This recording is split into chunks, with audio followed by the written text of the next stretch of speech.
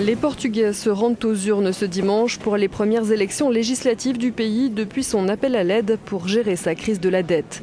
La coalition de centre-droit du gouvernement sortant a des chances d'être reconduite malgré la rigueur imposée ces 4 dernières années.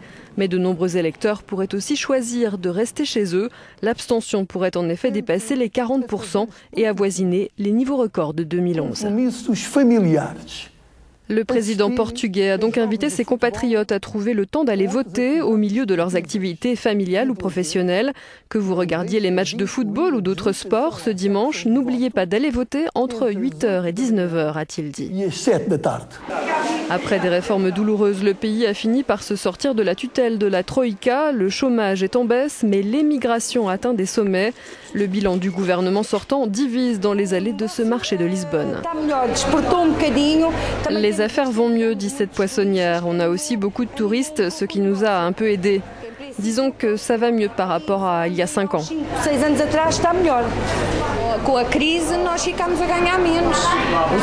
Avec la crise, on gagne moins bien notre vie, les impôts sont plus élevés et on n'a plus d'augmentation de salaire, dit cette habitante de Lisbonne.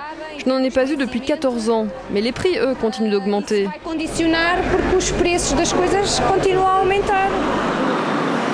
La coalition de centre-droit devançait de 5 points le Parti socialiste dans les derniers sondages. Verdict ce soir à partir de 20h, heure locale.